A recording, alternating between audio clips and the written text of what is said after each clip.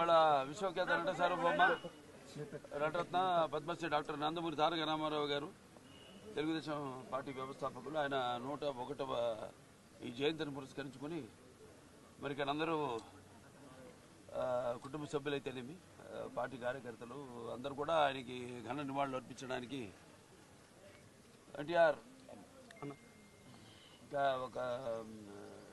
ఒక శక్తి. ఆయన ఎన్నో సందర్భాల్లో చెప్పడం జరిగింది. ఎన్టీఆర్ అంటే కేవలం నందమూరి తారక రామారావు మాత్రమే కాదు, ఎన్నట్టు నటనాలయం, ఆయన ఇల్లు ఒక నటనాలయం, అందులో ఆయన ఒక నటరాజు నటసింహుడు.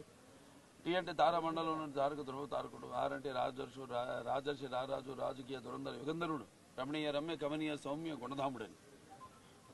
అలాగే ఆయన మొదటి నుంచి కూడా చూస్తే ఆయన ఈ జీవిత ప్రస్థానం ఒక మామూలు రైతు కుటుంబంలో పుట్టి, అలాగే ముందు అవకాశం వచ్చాడు కూడా కాదు అని ముందు చదువుకే ప్రాధాన్యత ఇచ్చి ఆయన చదువు పూర్తి చేసుకున్నాక మరి చలనచిత్ర ప్రవేశంలోకి అడుగుపెట్టడం జరిగింది.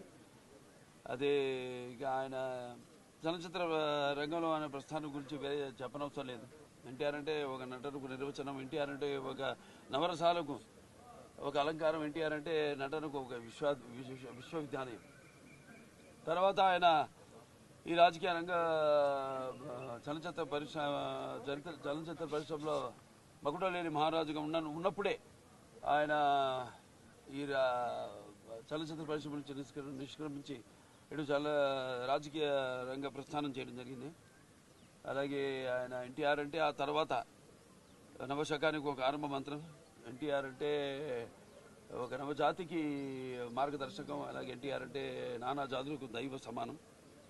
అలాగే ఎంతోమంది ఆనాడు ఒకే పందాలు వెళ్తున్న రాజకీయాలను మార్చి ఎంతోమంది ఎవరైతే అంటే అంతకుముందు ప్రతి తెలుగు మట్టి గడ్డ కూడా నేను తెలుగువాడని సంగర్వంగా చెప్పుకొని దమ్ము ధైర్యం సత్తువ తెగువ అలాగే అహంకారానికి తానబెట్టి పదును పెట్టి బయటకు వచ్చి చెప్పించిన ఒక తెలుగు తేజ నందమూరి తారక రామారావు గారు. అంటే ప్రతి తెలుగు బిడ్డ బొడ్డు ఉడక ముందే రాజకీయ చైతన్యం తీసుకొచ్చింది నందమూరి తారక రామారావు గారు. అలాగే అంతకుముందు ఎంతోమందికి రాజకీయాల మీద పెద్ద ఆసక్తి ఉండేది కాదు, అలాగే చాలామందికి తెలిసేది కాదు అసలు రాజకీయాలు అంటే ఏంటో.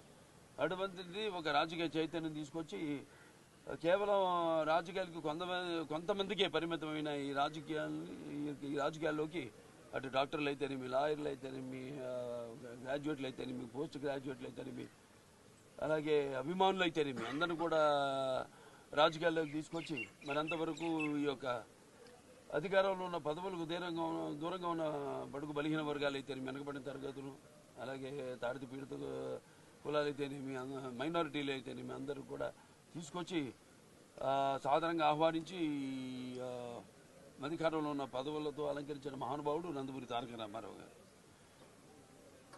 అలాగే ఆయన మరి రాజకీయ రంగంలోకి వచ్చాక